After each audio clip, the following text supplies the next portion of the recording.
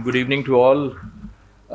I think first of all, the opportunity that I get from the podium to thank BW Businessworld. I'm talking from the OSPAs point of view. So thank you so much, BW Businessworld. It has been a great day, and before I praise more or talk to the panelists, I have few complaints to the organizers. Number one, it is a session in the second half, the toughest one. Next, it is the last session before the awards. And it is a session of a subject, empowerment of women, and I'm doing it with such powerful women. And last but not the least, this session is after Colonel Sam been standing and doing it here. So big round of applause for all the panelists and discussions that we had earlier. Colonel Sam, thank you so much. So before we move ahead, I have a story to share. You know, Colonel Sam, you are still here. President Barack Obama and Michelle Obama, went out for a dinner one evening to a local restaurant. And the entire staff of the restaurant wanted his security that the owner of the restaurant wanted to speak to Mrs. Obama. So he said, fine, okay, you are insisting, you go and talk to her. So she went and spoke to her to him and spoke for a long time. And when she came back, President Obama asked her, what was he saying? She said, we were dating when I was a teenager. So he said, if you would have married him, you should be the owner of this restaurant. So she said, if I would have married him, he would be the president of the United States. So as they say, men rule the world, but women rule men. Thank you for all the panelists to be joining me here. I have Jyotsana here, Mr. Mohan Sahi, Major Vashita Mehra, and we have somebody who is not from the industry but very interesting and very courageous journey she will share with us to be in this panel. So I think I'll begin with a quick introduction of yourself and your opening remarks about the subject. Vashita is anyway feeling very hot today. Have some more water and start. Starting from Vashita, please. Hi, my name is Vashita. As Rajiv said, I work for a company called Marsh McLennan. I'm Vice President for India and Southeast Asia. I'm an ex-Army officer. One of the opening remarks which I would like to share here is, and it'll follow up in the conversation that we're going to have, the world is all about DEID now. If you don't know what that is, please open your phones and start Googling it, because to understand what diversity, inclusion, equity, and differentiation means is being woke. And we all need to be woke to adapt to the new times. Thank you. Yeah. Hi, I'm Jaya this side, and have a career span of 20 years now, 2 decades down the line. I started my career as a primary teacher with the school. Took a shift to the security industry, worked there for around about 8 to 9 years. And now handling my father's, I lost him a couple of years ago, and handling his automobile garage now. So that's how I am being here. And regarding the topic in empowerment of women, I think we have always been there. It's only that we have taken ourselves behind the curtains to give room for others to make their way, has got us this tag that we need to empower ourselves again. We always had that power and we still have it. Thank you. Mr. Sahi, please. Good evening, ladies and gentlemen. I'm Mohan Shahi, Deputy General Manager and Head of Liaison and Security with MotoCorp, Haridwar location.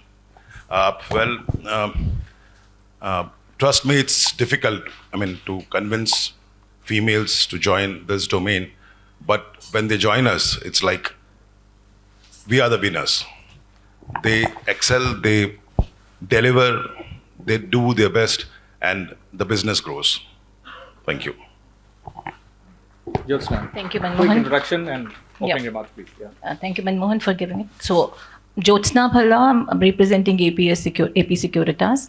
And when we talk of the women empowerment, or so what I say here is that the air is now flowing in the right direction. The women have been recognized. Though it's never been an easy job for any one of us to actually reach the positions where we are, but It's always, and the life we talk of, it's being a roller coaster. The way it's for others, it's for us as well.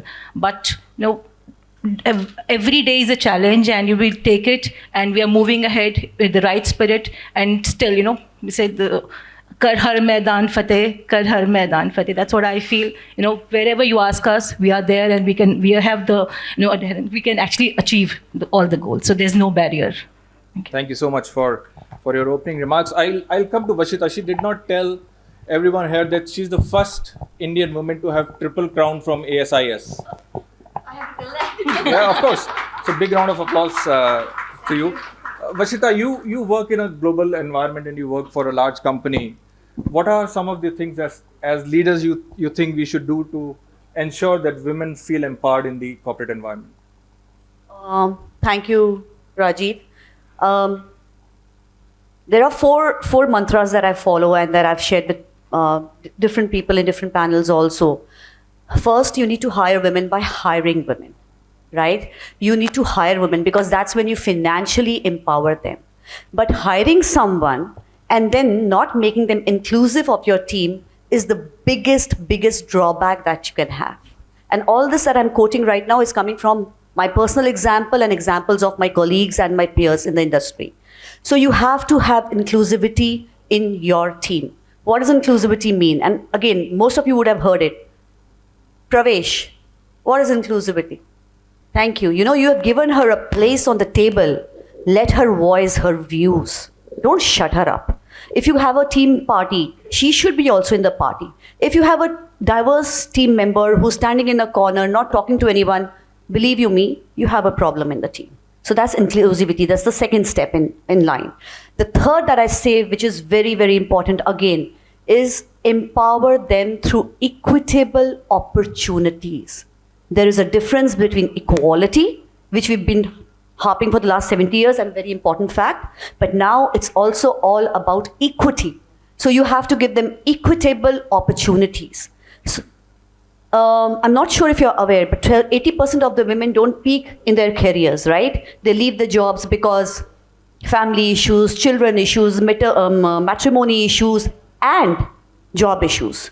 We as senior leaders need to tell them the difference maybe expose them to the difference between a job and a career. Instill those dreams in her so that she sees that today where you are sitting, I can be sitting there too. So that's the fourth one, equitable opportunities, a third one. And fourth is mentoring.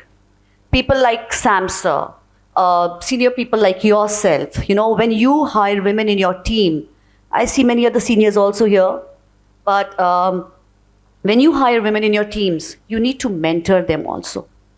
Hear them out, listen to them. Because you're talking about equity, maybe there are certain members in your team which need more time of yours to achieve the same levels of output that you already expect from the others. So invest that time and the ROI will surprise you. It will surprise you. Loyalty beyond measure, enhanced confidence, and knowledge transfer. Thank you so much, Vashita. And coming from you as a corporate leader, and you have an international exposure about women empowerment in DEI, I think we'll go to Mohan Sahi, and he comes from an absolutely different background where the Hero Corp industry is in a place called Sidkur in Haridwar, which is not as fast paced and as forward as the metro cities are. So what are the challenges that you face during induction of this female, and what do you do to overcome them? One more. Yeah. This year, FY23, we achieved 20% D&I in our security domain. It was tough. It was really tough. We are situated at Haridwar location.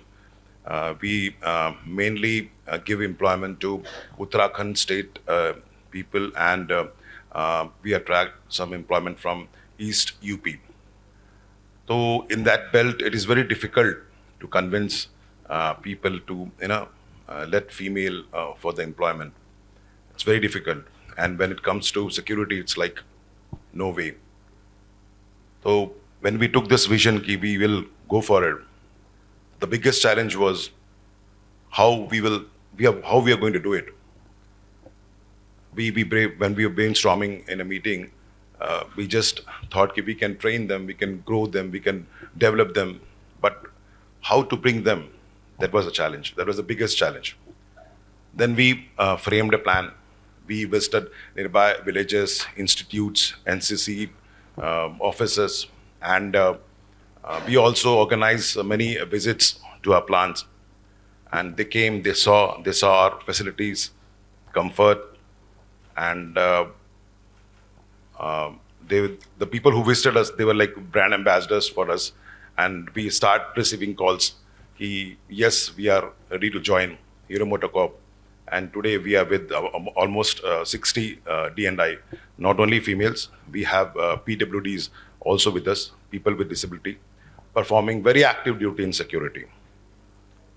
Thank you. Thank you so much. Thank you so much. Coming to you, Jyotsana, in the interest of time, I'm very quickly. So Jyotsana, you have spent about 18 years in the security industry, and what has changed from when you joined? We are talking about women empowerment. What has changed from when you joined, and what happens today, and how has been your journey in those last 18 years in the security industry? A rocking journey, I would say, and we can actually narrate it in a and we can script it also, right, for that. So when from a corporate communication executive, when I was working with generals, I moved to G4S, and was associated with the managing director as an executive assistant. So for the initially it was not an easy job for me to because I've never done something like that, even for executive assistant. So when I joined him, and every day was a learning. But after a few years, I used to feel like, am I supposed to be doing this much? What next? What next? So my leaders over there, they supported, they said, everybody was fine. You wanted to fly, you wanted to go ahead, please do that. So I moved from there to, into the sales force. But everybody, they were overprotective. They were just trying to protect you, whether it's your family, they were like, no, don't go into sales. That's not a good thing to do. If you're going to sales, you're meeting different kind of people, right? Even at home, at workplace, everybody was overprotective. Are you sure you're going to do this? If you fail, there is no coming back to it. I was like, right, let's try, let's give a shot to it. And I believe in a mantra of Ratan Tata. When you are flying, so people will surely throw stone on you, right? Oh. When they see you are flying. So what you have to do, you have to further fly high. That's what I believe in. And that's what I've been doing, right? Moving, and facing challenges every day. And it's a never-ending journey for all of us. Every day you come up, people look at you, they said, oh, are you sure you will be able to do that? Yes, why not? If a man can do, I can also do. And just to give an example, right? I have been traveling to places called Tuticorin, Lanjigarh, and then said, are you sure you are going to visit to those places and ensure that you will be? So it's said, yes, why not? So whatever the security precautions a man will take, I will also take the same thing. If they are scared, if I am scared, they're also scared. Right, there are many cases.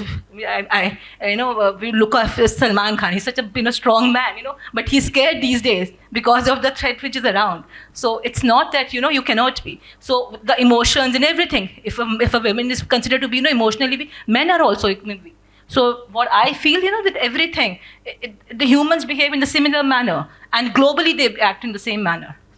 Thank you so much. And the journey goes on, right? Yeah, thank you so much. And it's inspiring. And now coming to Jaya, who has spent few years in the guarding industry, and when we are trying to get in touch with her to come and speak on this panel, she said, I am not no more in the guarding industry.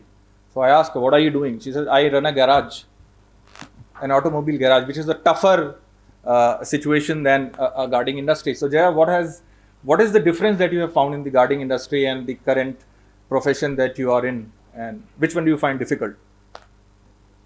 Well, I would say it's just a matter of determination and how you perceive the situation around.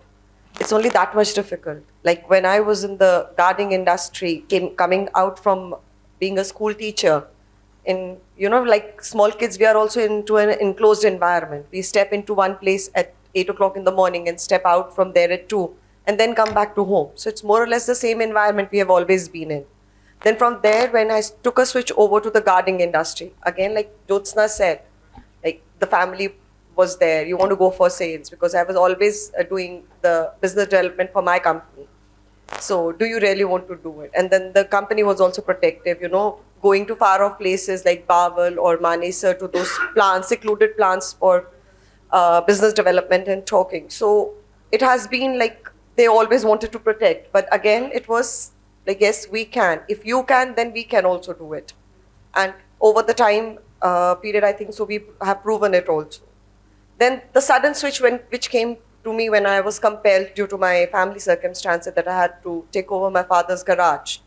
Then just giving you a brief lineup for my background. My garage is in a place where it's a cluster of approximately 250 shops, and they're all related to the automobile, like from small denting to scanning and all that stuff. So the day one when I landed up here, after a couple of days, there was a buzz around. क्या ये कर पाएगी? इससे नहीं होगा. इसको तो पता ही नहीं है कि काम होता कैसे. And it came as a prick to me. Instead of coming and supporting and lending a hand together, that somebody is there to work amongst you in a situation which has just come out, and you're just trying to pull her down. Working hard, gradually taking baby steps, learning the profession. And now, after around about 34 months standing there, again the same set of people. ये कर कैसे पाई? इसने कर कैसे लिया? So anyways, whether we do it or we don't do it, there's always a question mark on our ability, which we don't need. Because if we are there, we have proven ourselves that yes, we can. Like ma'am was saying that, when you hire and you give us the share on the table, sir, if you've hired us for our abilities and our capabilities, then trust your own decision that we can do it. That's why we are on the same table as you are. That's why you've hired us and you're paying us for that. So that's what I believe in. We are just like you, normal human beings. Nothing else. It has nothing to do with the gender. We're just like you. So trust our abilities. Yes, we can. And we have done it. Yeah, it's going to be. No, I think you are much more than what you think you are. Ask me who is standing here and moderating this session. All right. So in the interest of time, very quick questions to all of you, starting from Vashita. What are the two things that you recommend should be doing as best practices for encouraging women to join security as an industry, or any manpower industry for that matter? Share success stories. One, all the women, all the diverse candidates in this room are success stories. Share this. The biggest platform right now is social media, Twitter, Insta, LinkedIn. Share your stories. Others, partner with your women colleagues and share their stories. Because jo dikhta hai, wo bikta hai. Right? When they see us, when they see Rekha, Veena, Jyotsana, Jaya, Jaya, you should have been here with us. When they see us, you will get more candidates. You'll get more people coming in here. It's not rocket science. It's not NASA. Right? Thank it's you just so much. security. Thank you very much. Your 2 points, Mr. Sahi. We have 2 minutes left. You're being like Sam sir now. That's what I said. This is the toughest part, of having a session after it, Mr. Sahi. You what you want me to say? Like what kind of? Two best practices which will encourage Okay. women to join manpower industry. Like in our facility, we have it's like world-class facility we have got. One very interesting thing we have got in our facility for female employees is self-defense program. It's not just self-defense program, like everybody does that, everybody organizes that, but it's a total module. It's a compendium altogether. We have a practical session, theory sessions. We invite IPS female officers from Uttarakhand Police. They come, they deliver lectures on legal aspects. We invite instructors from paramilitary as well as from the police. They give practical training to the females. Females are like delighted. Earlier we used to organize once in a quarter. Now on their demand we are starting once in a month for FY24. Thank you so much. Thank you very much.